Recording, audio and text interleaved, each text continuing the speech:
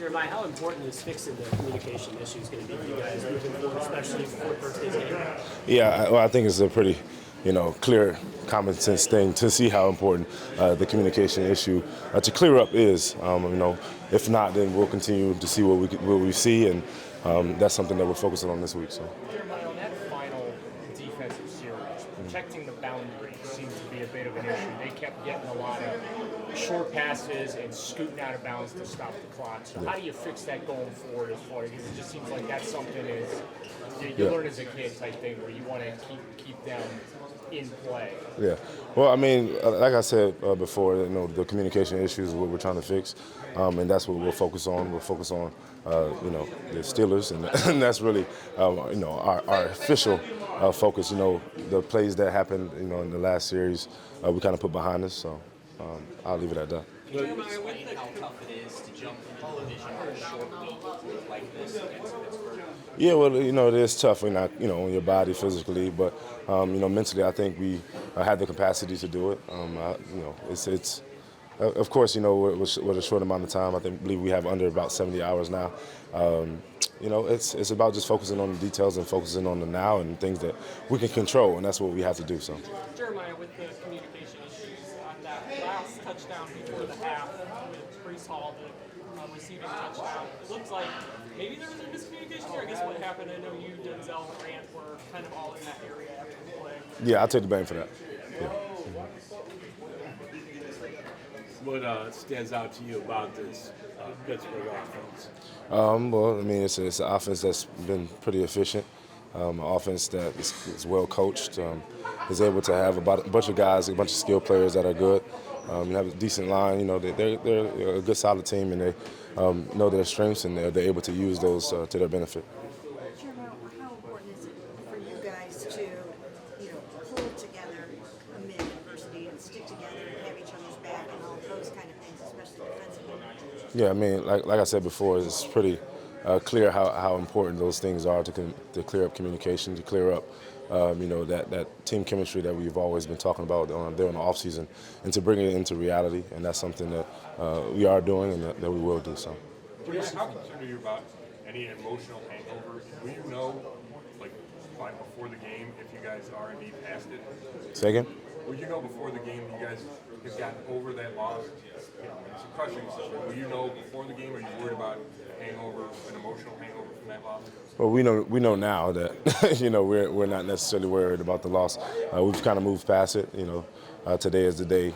We count it as kind of like a Wednesday-ish, in preparation for Thursday game. So we've moved past. We're on to today, and we'll focus on how to correct those details today. Your only two games against Pittsburgh were with Ben at quarterback. Okay. Is the defense a lot different with a more mobile Trubisky? Well, I mean, you do kind of, shift and focus on, the personnel of the offense. And Trubisky, he can use his feet, as you've seen. But, it's the same defense. It's the same scheme. It's the same understanding of, hey, this is a well-coached team. They're put together the right way, and they will attack your mistakes. And those were really two, ugly games last year. Hard fought, ugly, and scrappy. I mean, can you appreciate a team that just does whatever it takes to win? Yeah, no, we it's definitely an understanding where, the first time we got in the team meeting, the number one word was physicality, especially in the division game like this. It's very important to bring your A game, bring your a toughness. It's about physicality at the end of the day, whether it's special teams, offense, and defense. So. Hey, what did you think when the fans were booing at the end of the game Sunday? Yeah, I mean, for me, I'm kind of like a tough love type of guy. So, I would say it was a righteous boo. When you're in a relationship, and you probably would want your girl to tell you when you're not doing right. So, at the same time, it is what it is. The fans we love the fans. The fans still love us. It's not a situation where it was too detrimental. So you understood them booing? Yeah, it wasn't like we hate y'all boo. It is what it is at the end of the day. So. What do you guys lose without Clowney? What do you see from the young guys who stepped in? Yeah, I mean, we have the capability to bring in guys to fill in those roles, and that's what the NFL is. The NFL is a league where a guy may go down, but somebody has to step into that role and be proficient and execute their job as well. So. Trubisky's a guy guy that is known to turn the ball over in his career, but Tomlin's offense usually doesn't do that. So, what are you guys going to do as for capitalizing on those chances for turnovers? How big is that into the outcome of this game? Yeah, I mean, turnovers has always been the focus. We're all about the ball, and that's something that we have to elevate at.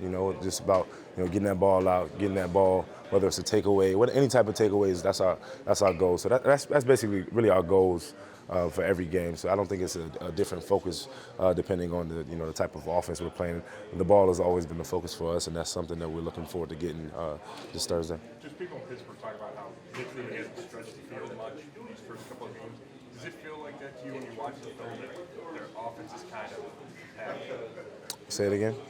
Does Mitch Gold come out field a lot, or do you feel like everything's kind of underneath with him through these first? I mean, it's been 2 games. You can't necessarily judge on just the 2 games that you've seen, but this past games where he's been on maybe another team and he's throwing the ball down. So it's not like too much on these 2 games, but we do find tendencies and things like that. But Is there any particular team in the division that you might despise more than others? Is Pittsburgh the team that you don't like the most, or is Baltimore, is it Cincinnati? What would you say?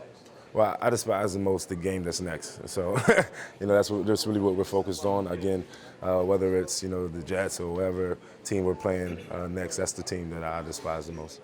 You guys had the same communication problems against the Panthers and thought you fixed it. So are you confident that it's fixed now? Yes.